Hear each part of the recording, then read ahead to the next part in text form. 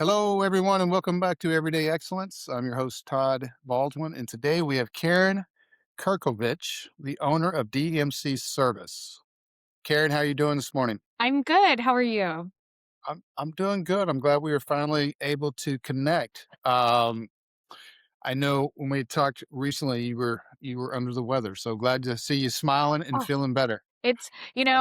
we always underestimate our health on a day to day until we don't have it. And then it's like, oh, such a bummer. But yes, I am healthy and happy to be here. Well, great. So, Karen, tell us a little bit about what DMC Service does. How many years you've been in business, and what areas do you guys serve? Yeah, DMC, we've been in business 22 years. I have been the primary owner for 16 of those years, and we are located in the Kansas City metro. We work on both sides of the state line. And what else? Oh, most importantly, we are a commercial heating, cooling, and plumbing company, which means we do work in commercial and industrial buildings, and we're fixers, not builders. So I'm not on the construction side of the trades. I'm on the, "Hey, it's broken, we need to maintain it, we need to replace it" side. Okay, so maintain and replace. So Mhm. you guys don't do repair. We do repair too. Oh, you do? Yeah, Okay, you do repair. Okay, repair, we fix it. So repair, maintain, replace, okay. and, a tiny bit of tenant finish on the, HVAC side. So just commercial only, no residential. No residential. Okay, okay. That's uh makes sense. I'm curious. So 22 years in business Mhm. is incredible. First off, so congrats on that. Thank you. What originally got you into this industry? I like to tell people the short answer is I said yes. Yeah. And the slightly longer, windier road is my ex-husband started the company 22 years ago. It was him and his van. It wasn't even a real service van. It was like a used 1989 Chevy Vandura, but his customer didn't care. And, we're thrifty that way. We weren't ready to invest in a vehicle. And he started it, and then about 5 years in, I jumped in and started helping with everything back office. He'd grown it to a place where he definitely needed support, and we ran it together for a few years, and then 11 years ago, life happened, as sometimes it does, and Sure. bought him out. Um, to tie a bow on that story, we're still really great friends. He's DMC's biggest cheerleader, and, I helped him incubate a excavation company that now we subcontract to for our plumbing underground work. Oh, okay. So that's really cool. That's I like that story. Thank I you. like that you guys are friends and that you're actually doing business together. So kudos to you guys. That you don't hear that often, right? So You do. It takes a lot of patience and, a lot of patience, but, keeping the main thing, he sure, is sure. really important. And so you said you bought the company 11 years ago from your ex-husband, correct? Yes. Yes. Okay, and you were already in the business. So what did the transition to ownership look like in those early days? Oh gosh, it it was a lot of sleepless nights, a lot of praying, um, a lot of just waking up every day and telling myself, "Today is gonna be a good day." This is funny, but it's absolutely 100% true. I love music, and there's this song by Nappy Roots called "Good Day," and one of the, kind of lines is "Everybody's gonna ride today, nobody's gonna die today," or something like that. I And know that song. yeah, it's a great song, it's a great jam. And every day I drop my daughter off for school. It's not really at that point, she was a little bit younger, and so it was not appropriate for young ears. And I would play that song on my way back from dropping her off at school to, back to home to the office. And every day I'd be like, "You know what? Everybody's gonna have a job, we're gonna ride, and nobody's gonna die." And that was kind of my mantra for, like, the first year and a half, 2 years, because it was honestly, it was a little terrifying to sign my name on the dotted line, agree to a very long we had payment terms that my ex and I sorted out, where I would pay him monthly over the course of a period of time. It felt like I was kind of risking everything, my house, the property that I acquired during, our separation, and it was terrifying. And yet every day I would just try to keep the main thing, what's most important to work on today? How can we steady the ship? And it was bumpy. It was bumpy those first couple years. But, I just think the power of trying to remain positive through adversity and keep moving forward, even if the days are really, really hard, just saying, okay, maybe I can't do the 10 things I'd like to do today, but I'm going to tackle these two. Momentum builds. Yeah. No, I can relate to all of that, especially the sleepless nights. That comes a lot in in my podcast since I started doing this year. Because, um, like I told you earlier, I love talking to entrepreneurs, but that topic comes up all the time because, and that's why I like to talk to entrepreneurs because we can relate, right? I'm a digital marketer. You're in the commercial HVAC plumbing, but we relate because we own a business, right? Yeah. And so I've owned a business for 20 years and I still have sleepless night. Last night I woke up and the night before I woke up in the middle of the night. It doesn't happen as often, but I'm a little sleepy today because the last 2 nights my brain turned on and I couldn't go back to No, sleep. that's so So funny. That happened to me too, and it was a little bit divine intervention, because we have I mean, one of the best gifts I've given myself so many gifts through the years as I scaled, but one of the best ones was getting an on-call service, to answer the phone calls at night. Because before doing that, we're 24-hour service, and oh so wow, I would yeah, literally sleep with the company cell phone like on my nightstand. And if it rang, I was like up answering the phone, then I was dispatching, I was doing all the things, at 2 a.m., 3 a.m. And last night, for some random reason, and this has not happened in a long time, I woke up and was like, gosh, what in the world? So, I got a drink of water and went back to bed. And about 5 minutes after I was just almost asleep, my phone buzzed. And I'm like, oh my gosh, she's calling me. And my first thought is, it's my daughter at school or something. And it was our on-call, and somehow in the like, our guys we have a protocol that, like, our on-call service, texts first, and if there's no response, then they text and call the supervisor, then they text and call me. And when I get the call, they don't text me, they just call me. They skip the text sure. as it goes forward because then it's more and more time, right? We're not responding. And as it turns out, I was the perfect person to respond to this because we ended up declining it for some reasons. I won't, shame customers, but we have terms when somebody is called out at night. And this was a brand new customer. We didn't know them, they didn't know us. And so I don't know that my technician, had he not slept through that, I think he would have gone out and then we probably wouldn't have gotten paid is the bottom line. And Oh yeah. because this happens a lot. And so I was like, you know what? That was kind of divine intervention because that has not happened in years where it's very rare that my on-call guys miss a call. And This is a call. it's even more rare that their supervisor misses the call. And so it was just like one of those things. But, you know, I guess the point of that story is being a business owner, no matter how much you scale, you never truly get out of the business. No, you don't. I agree with that too because you're always tied to it and you're always into it. My dad told me when I started the business, he helped me get started. So I was very thankful for that. But he said, you're going to, it's a difference between in sales management or work for somebody. You're going to wake up in the middle of the night and not be able to go back to sleep. Yeah. And he was right. Doesn't happen as often, but I call it the business boogeyman. He comes out at night, right? Mhm. Because I like telling myself, hey, you can't fix anything, Todd. It's 2 in the morning, go to sleep. It's amazing when you wake up, sun's up, it's like you just feel better. You're like, what was that all about? And then you just Yeah, just go about your day and go to work. Because you're right, we're not dying, the house isn't burning down. And hey, we have this great opportunity to go paddle our own boat. So let's go make it happen. So exactly. I'm curious to kind of tie up those early years. Was there a moment where you've signed this big note and I can see all the stress that comes from that. I've been there, but what was the moment where you started to feel really confident? Hey, I know this is gonna work and I know I'm the right person, to be the owner and lead this business. I don't know that there was one like watershed moment, Yeah. and it was very much in those first few years. Um, So I timeline wise, I signed the note in March of 2015.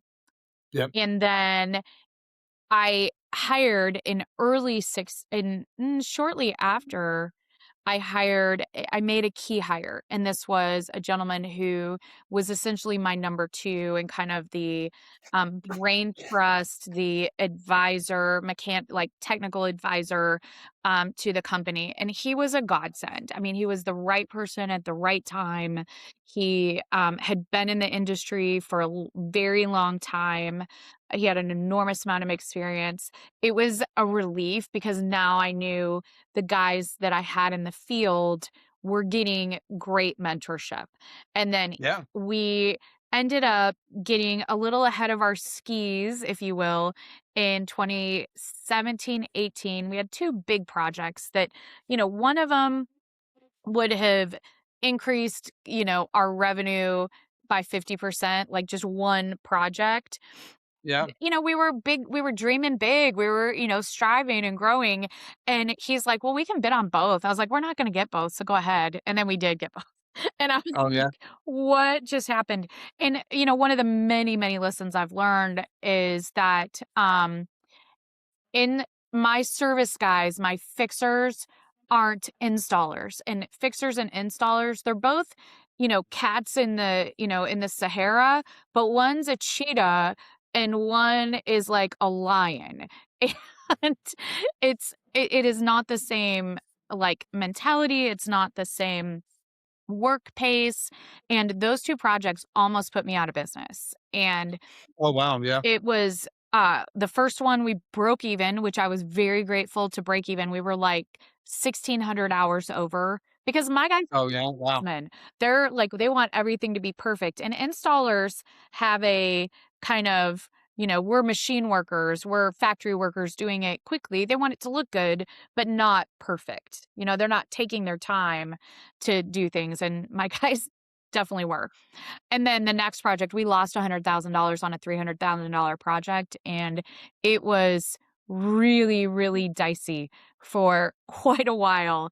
And then, waking up every day just being like, "You know what? We're gonna get through. We're gonna deal with what we have to deal with. We're gonna beg the vendors to keep our lines of credit open so that we can still buy parts and, you know, make sure people are paying us quickly on these other jobs."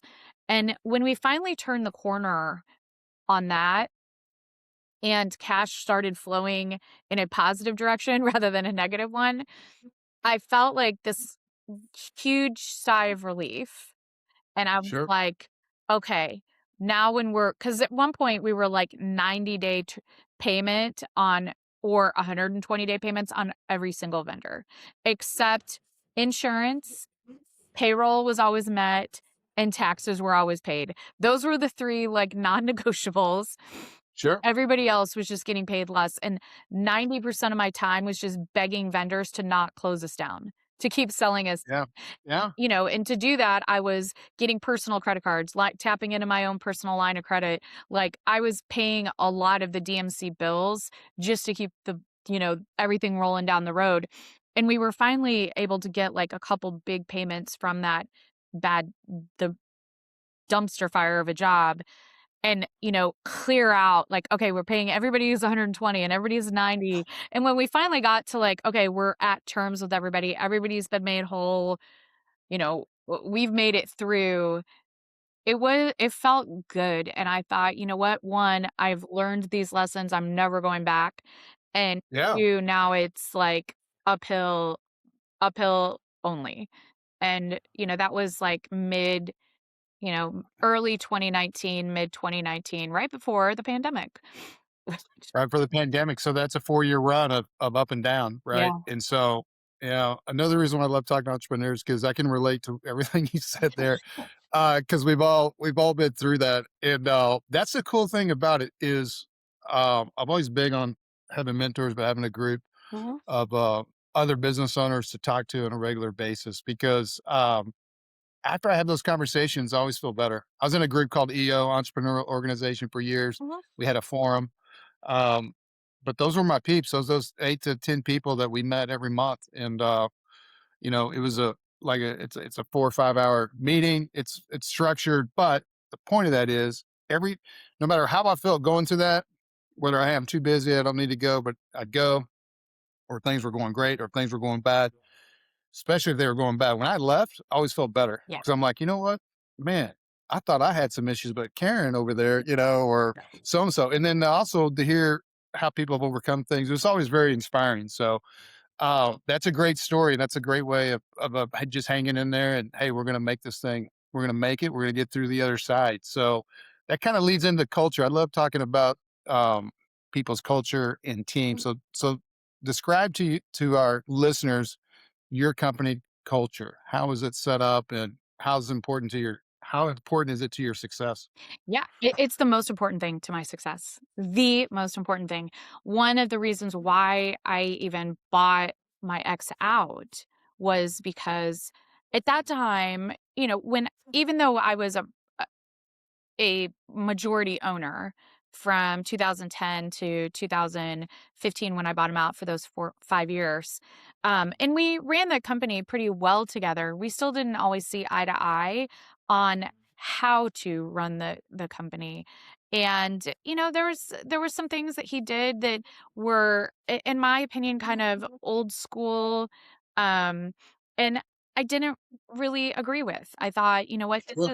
this is not the way to, it's difficult to get employees to have loyalty. That is extremely, extremely hard. I feel like it's much harder now than it was, 40 years ago, 30 years ago when I started in my professional career.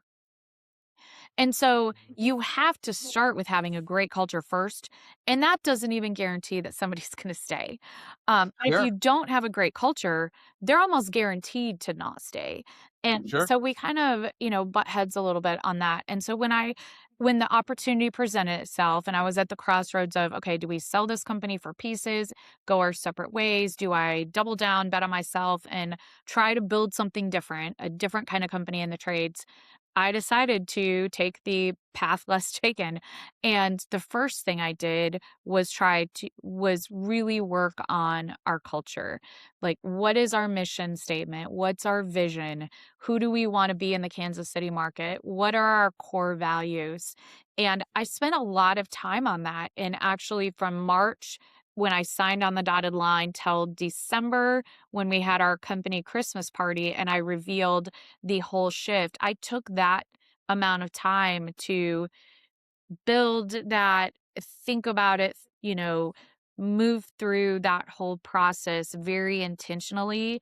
And I am usually a, hey, let's get things done, kind of do kind of girl. And so for me to really slow down to make sure that I say it's like go slow to go far, we still basically have those same core values, the same mission statement, the same vision statement, 11 years later. And it's made all the difference in the world. And things like we are transparent in our business operation. We care about our employees, our customers, and our community. And we put time and money into that. We allow for first time mistakes. People are human. Mistakes are like last night, my guy, multiple people missed the mark on, responding to an on call, which rarely, rarely happens. But you know what? It's the first time it's happened for both of these guys. And I said, hey, just make sure your phone's turned on. Um, Yeah. Yeah. there's no reason to berate people and make them feel less than when they make a mistake. And um, those are, we fix things right and try to do it the first time. But if we don't, it's on us, and we acknowledge it, go back and fix it at no charge to our customers, no matter how much it hurts financially to do that. And these are the kind of things that drive us every day. Yeah, I love the mistake, uh, part you brought up, 'cause we're all gonna make mistakes, right? Nobody's perfect. Yeah. I just always tell my team, "Look, mistakes are gonna happen as long as we learn from it, Mhm. like, what do we do? How do we avoid this in the Yeah. future?" Yeah. What do Because we learn? I'm not there, but, yeah, I don't wanna berate someone, or, they already feel bad if they know they had a mistake. Yeah. I just always like, "Hey, own up to it. Let's talk about it, and then let's just move on, and let's make sure we learn from it so we don't have it again." And if it's something dealing with the customer, we're the same way. We always make it right with the customer, even if, um, even if we know, hey, it's really not wasn't on us, we'll still always take care of the client. I've found that years and years and years ago when I was a sales manager, just take care of the client, give them a credit back. I'd always say, well, what do we got to do to make you happy? Right. And so they would tell me, and then, give a credit back. I'd actually mail them a check, which they was always, they're like, I can't believe you just said put towards future advertising. Like you actually mailed me a check and put a little note in there. And then they were happy and they would still be a client for years and years. So I agree with you there. I like that. You guys have had some really great growth. So you had a bumpy first 4 years, Mhm. right? But then I can tell just by all the awards you won. What I want to ask you about that here in a sec. But talk about your growth. What turned the tides to for you guys to really start getting some solid growth? Well, it What was started what with was working for you? yeah, it started with getting laser focused on who we are and who we weren't. And back when we had those projects that, we just had no business doing them, honestly. At that time, we could probably do them now and be successful at it. But, just stepping back and saying, okay, this is the team I have today. This is where our talents lie. Let's just focus on that only. So for years, I was almost maniacally focused on we fix, maintain, replace critical HVAC systems and plumbing systems in buildings. That's all we do. We are fixers only. And then we had made some key hires that were game changers and started to dip our toes on the HVAC side into a little bit of tenant improvement. We hired people with those capabilities and kind of built up that division where it's almost a standalone division now, which is really exciting. We're almost at the cusp of being able to do the same thing on the plumbing side. So it's just kind of like stepping back and saying, you know what? Being the fastest is not the goal, it's being the best. And Yeah. um eh, you know, awards be damned. We do get a lot of accolades for our high growth, but our high growth is a result of us being very, very focused on doing what we do and doing it to the very, very best of our ability and being the most trusted in the area. And that reputation does spread. And then it's always lovely to be recognized for that. But I don't do anything for recognition, if that makes sense. Yeah, no, I think recognition is always great. I was you had mentioned when we first connected with you. So Ingram's business Mhm. top 100 list for 2022, 2023, 24, and 25. Yeah. And then Inc. magazine's top 5,000 fastest growing companies for those same years, 22, 23, 24, and 25. So congratulations on that. Thank you. But I agree, that's all a product of the culture, figuring out what you're really good at. Totally get that too. I'm like aligning with everything you're saying because we learned that back in our early days of digital that we can't be everything to everybody. I'll give you an example like e-commerce. We don't do any e-commerce. Right. Um, we tried it. We weren't very good at it. And I'm just like, let's stay out of that lane. Let's figure out what we're really good at and then just be the best in those lanes and these type of businesses that we want to work with. So yeah, sometimes you've got to go through the I guess the pain to figure out how to just become really good at certain things. Congrats on all the growth. Is there today when you look like in 2026, are you more focused on expansion, efficiency, both? A little Or bit of both, right? a little bit of both. We've come out of the Yeah. gate in 26 really strong, surprisingly strong. First quarter is always usually our softest quarter, Yeah. and we have just blown it out of the water. We're like 45% up over same time last year, which was um last year was our highest, well, not last year, 24 was our highest revenue year. Um, and we've blown that out of the water. And so it's a combination of everything. It's like getting the right team, having the right leadership, continuing to work with our marketing company on improving our website, search engine optimization, because that's really where we get, besides referrals, which is where we get most of our business, SEO and paid advertising on digital is where we get the remaining of our new customers. And it's just all things are kind of, it's like sometimes everything just clicks. You led me right into my next segment, which was marketing. And I'm a digital marketer, so I love to talk about marketing. So you said you're working with an agency. Mhm, So SEO mhm. is working for you, Yep. right? And then are you doing paid ads as well? We are. We do paid Okay. ads, SEO. I mean, the SEO is always, there's always something that they're doing to improve the SEO. We have like a little email that we send out once a month that just kind of updates folks. And we do a little bit of social. We post on Facebook only for the sake of posting on Facebook. We don't do it to get customers per se, um, primarily because we are very focused on commercial service only. And Facebook and, social ads like that so often really target consumers, individual consumers. And Right. that's not a growth area for us, but we do it just to kind of help with the algorithms.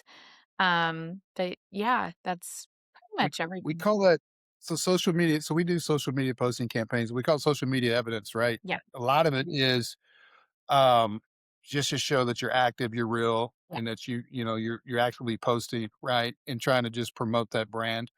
Um, congrats on um, being a believer in SEO and actually sticking with it because that's a long play, yeah, right? And it takes time for a site to optimize.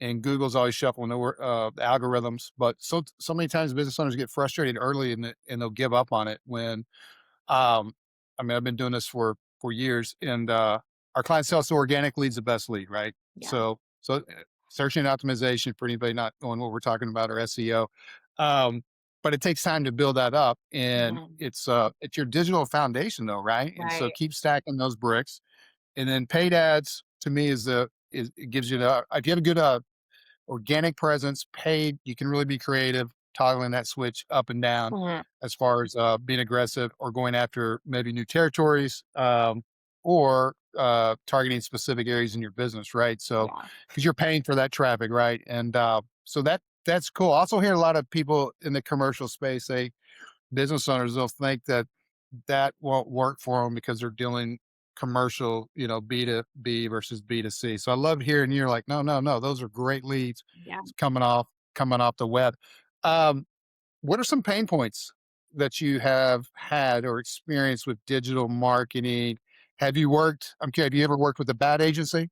I haven't. So my for long, long time, 16 years, we just really grew organic. I mean, back in the day when I started getting involved with DMC 16 years ago, we were, talking about yellow page ads.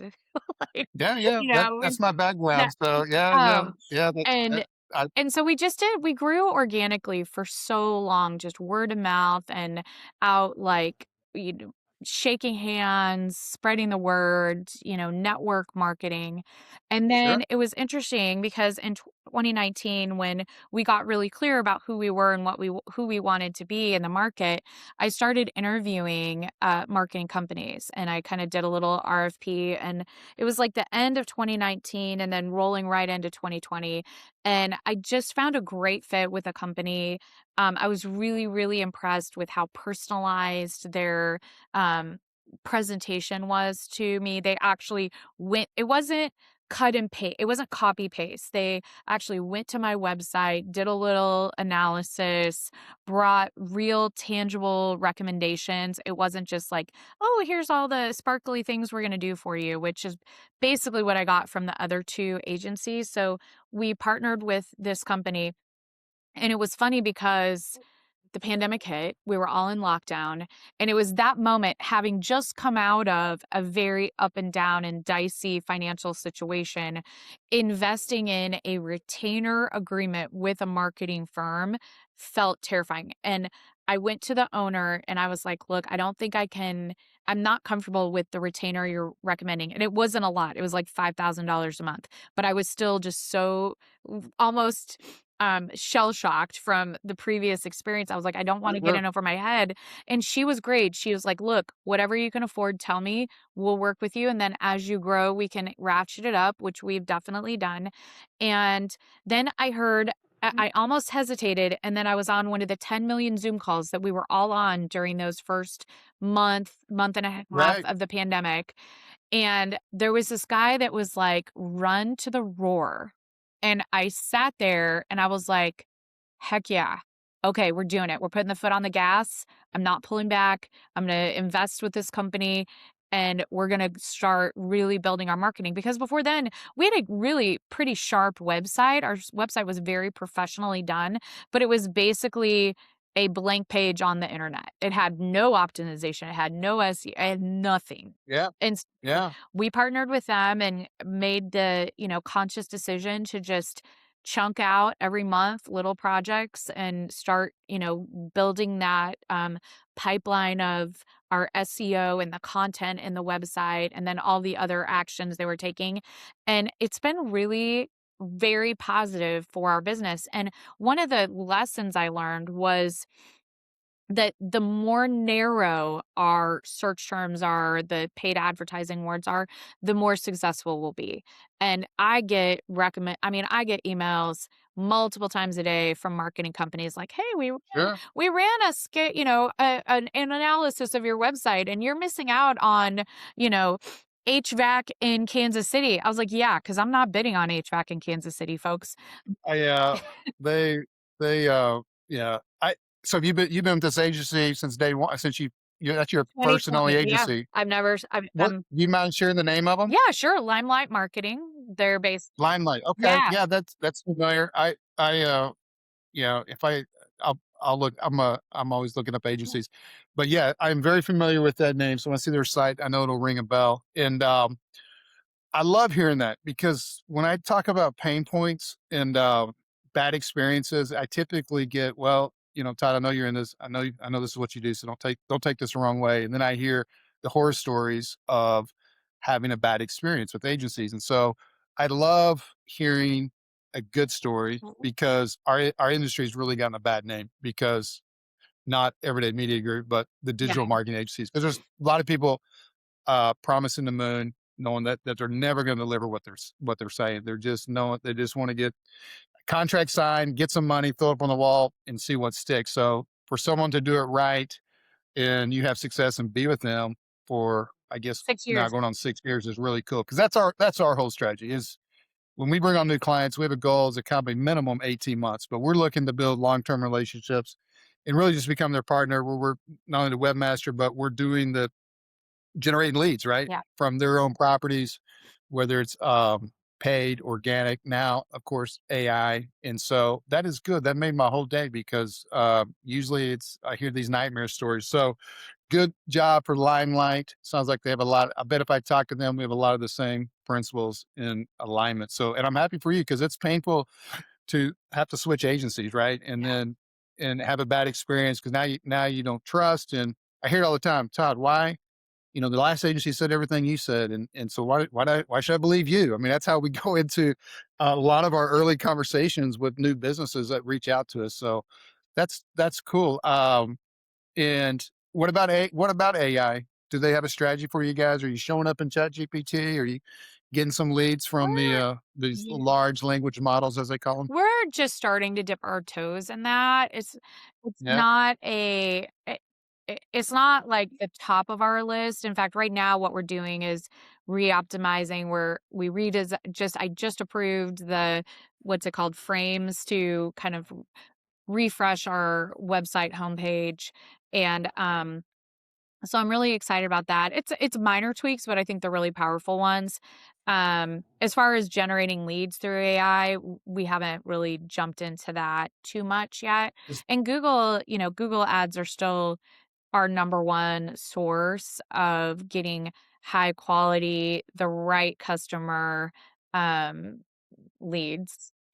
if you're showing up strong organically on Google, a lot of that is translating over to the AIs because they're scraping that data from these search engines, right? And these directories out on the web. And so my guess is you probably are showing up some and you may have already gotten some leads. We see leads coming in. We can see all our leads. So we get leads, our brand get leads from Chat GPT and we can see our clients. But a lot of times we talk to our clients, they don't even realize it came from Chat GPT. So but yeah, I mean It's all about authoritative content. FAQs are really important. Trust signals are really important. Those are some of the three key factors that AI is looking for. So, kudos on the marketing. So, and also, I love what you just said too, that you're doing a little refresh on the website. Because I always tell clients, look, your site, when we build a site, that's version one, Mhm. right? And you always need to be thinking about refreshing and a little update and tweaks and this and that. It's not that you got to do a whole rebuild, but I love hearing that. Yeah, we're going to do a little update on it and kind of refresh, and you're excited about it. So those are all cool things. You sound like marketing is working for you. Yeah. Love it, love it, love it, love it. So let's kind of talk. Let's kind of wind this thing down here. How long? I've kept you a little bit longer, but I've been enjoying All talking to you, right. Karen. Um, what are you what are you excited most now? Or what are you excited most about your business now in 2026 and moving forward? You know what I'm most excited is the team we have assembled. For the first time in a really, really long time, I feel like every person on my team, all 22 of us, are A players.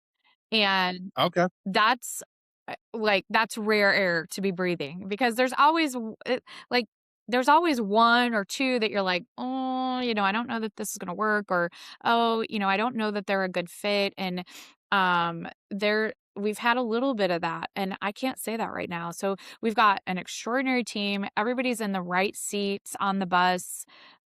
We are moving down the road at a fast pace and growing. And, I just am really optimistic about the future. I've got a great COO who is like 10 out of 10 recommend. He's really loyal. He's excited about the direction. And, locally in 2026, Kansas City is one of the FIFA World Cup host cities.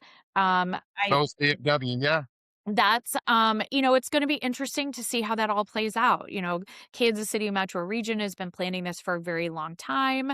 And as a contractor, it was funny because for a really long time, I was like, yeah, this doesn't really affect me. And then all of a sudden I was like, oh, hold on a second. My customers are, if the 600,000 visitors that they're saying are going to embark upon Kansas City, which, we're a metro of like 2 million. So 600,000 Yeah, is like significant. If sure. they're actually going to show up, then the retail spaces we take care of, the restaurants we take care of, they're going to get hammered.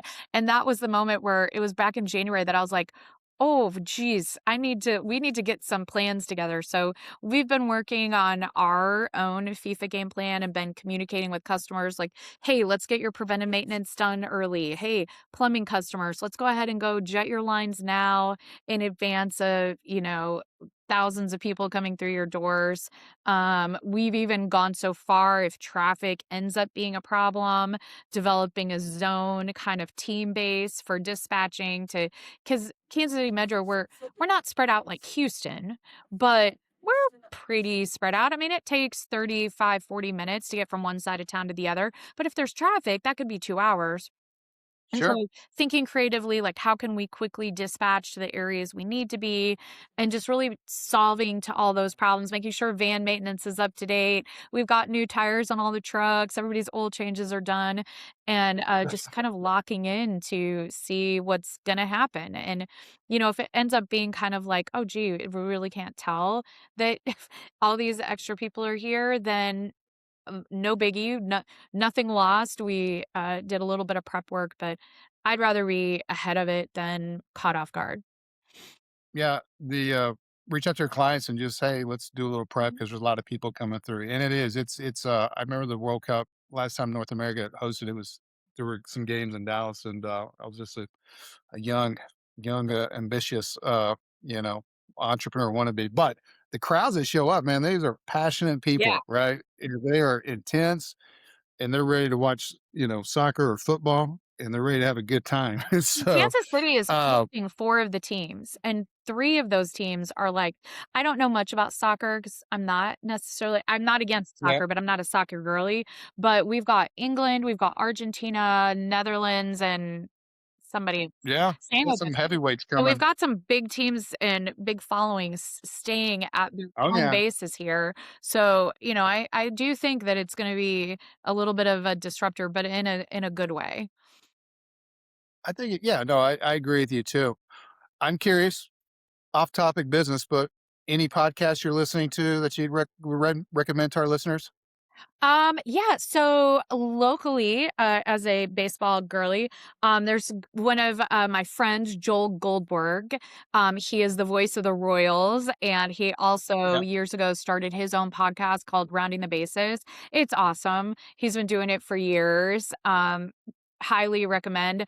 I also Okay. am kind of nerdy about listening to personal development Yeah. podcast and political ones. This is a good one. Jefferson Fisher podcast. And he's a lawyer. And what he does is he teaches people how to effectively communicate in high stress situations. He has really great nuggets every time. So those would be my top two. Okay. All right. Any favorite quote that you like? I'll give you an example. One of my favorite ones that actually my stepmom, who was like a second mom to me years ago, told me. She said, "Todd, always remember this: the truth requires no memory." Right, which I've always loved because basically saying, "Hey, don't lie, just speak the truth, because then you don't have to remember anything." Right, the truth requires no memory. Yeah. Do you have one you can share with us? Yeah. I know I'm putting you on the spot. It's okay. I wanna get the exact one. I tend to be an ish kind of person, and this is a little bit Yep. longer one. It's John Quincy Adams, and it's about patience and perseverance, and it's brilliant. Um, and if I can find it, patience and perseverance have a magical effect before which difficulties disappear and obstacles vanish. There you go. I like That's the that. theme of I my like that life. one. Patience and I perseverance. like that one.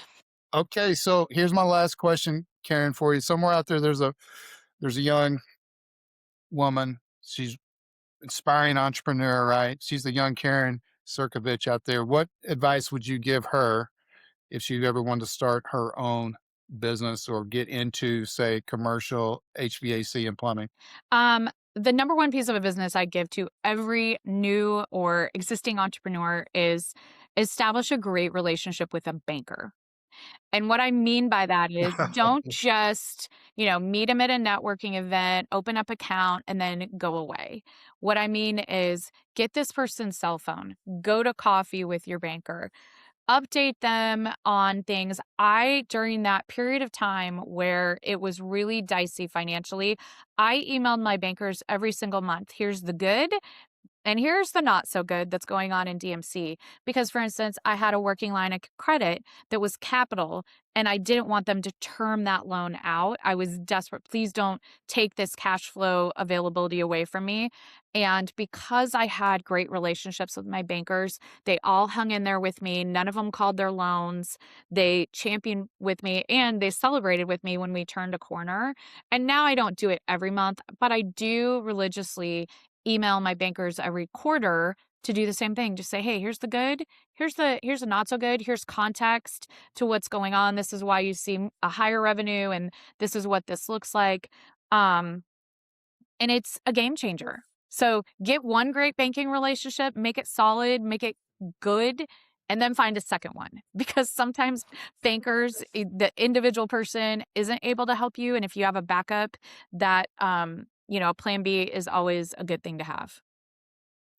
That is some great advice. I agree. Have a great banker and develop a really strong relationship. So, and go break bread with them, right? Go have Right. coffee, go to lunch, do something with them other than just be an email. So, Karen, it's been great, great, great to visit with you, man. We've had a lot of fun. I've aligned so much with what you've said, and that's why I like talking to entrepreneurs, right? So, um, for all our listeners out there, what's the best way people can connect with you and DMC service? Yeah, so I'm on LinkedIn and I don't always accept people who are outside of the Kansas City metro invitations, but if somebody wants to talk to me or pick my brain, if they send a message and say, "Hey, I heard you on this podcast," I will accept the invite and be happy to chat with anyone. You can find DMC service on the our website is www.dmcserviceinc.com. But yeah, reach out and say hi. Sounds good. Well, thank you so much again for being on the show, Karen. It's been a great pleasure visiting with you. Thank you. I appreciate it.